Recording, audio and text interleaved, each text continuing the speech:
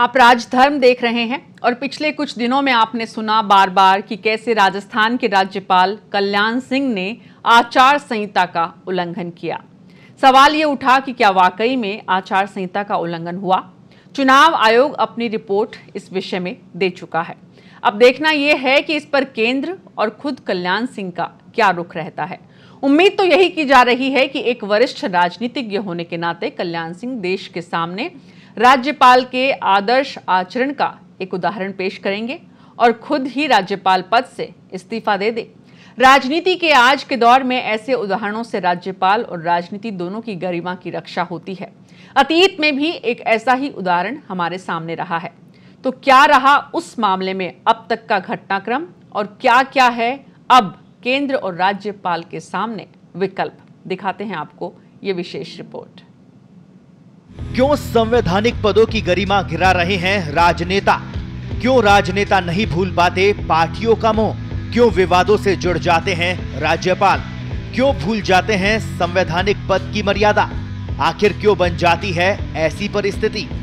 प्रधानमंत्री नरेंद्र मोदी को फिर से प्रधानमंत्री देखने की मुखर चाहत राज्यपाल कल्याण सिंह को भारी पड़ सकती है।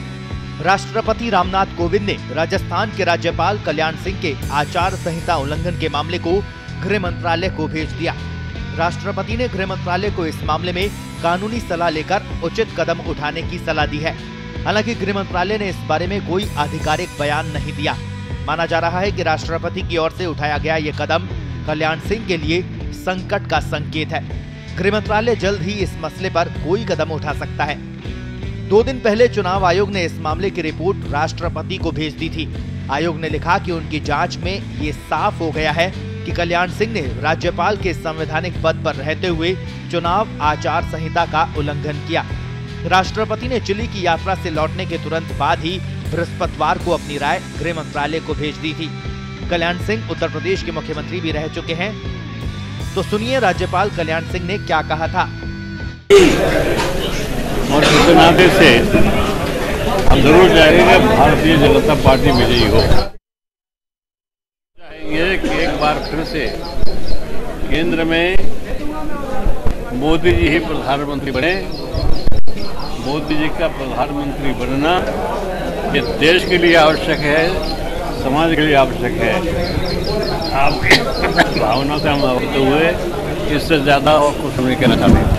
पार्टी के कार्यकर्ता है, पार्टी ने जो निर्णय कर दिया है। आपको बता दें, राष्ट्रपति भवन ने इसे गृह मंत्रालय को इसलिए भेजा है क्योंकि राष्ट्रपति राज्यपाल की नियुक्ति केंद्र सरकार की सिफारिश पर ही करते हैं और उन्हें बर्खास्त करने का आदेश भी गृह मंत्रालय ही तैयार करता है।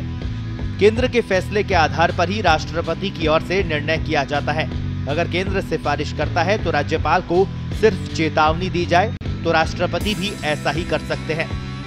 चुनाव आचार संहिता के उल्लंघन के मामले में कांग्रेस ने राष्ट्रपति से राज्यपाल कल्याण सिंह को तुरंत बर्खास्त करने की मांग भी की। किसी गवर्नर के संवैधानिक पद पर बैठे व्यक्ति को राजनीतिक दल के लिए वोट मांगना हमारे संविधान में मान्य नहीं हो सकता।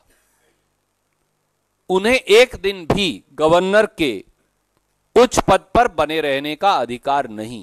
पहले भी ऐसा उदाहरण है, जब गवर्नर ने राजनीतिक टिप्पणी की तो उसे अपने पद से पदमुक्त किया गया। देश के इतिहास में ऐसा पहली बार नहीं हुआ कि किसी राज्य के राज्यपाल ने आचार संहिता का उल्लंघन किया हो। इससे पहले 90 के दशक में हिमाचल प्रदेश के राज्यपाल गुलशेर अहमद ने संवैधानिक पद पर रहते हुए मध्य प्रदेश में अपने बेटे के लिए चुनाव प्रचार किया था।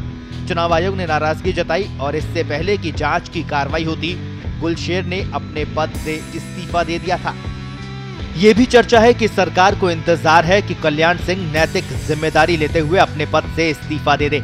आचार संहिता के मुताबिक संवैधानिक पद पर बैठा कोई भी व्यक्ति चुनाव प्रचार जैसी गतिविधियों में हिस्सा नहीं ले सकता। देखना यह है कि कल्याण सिंह के मामले में आखिर कब फैसला आता है। ब्यूरो रिपोर्ट, पत्रिका टीवी।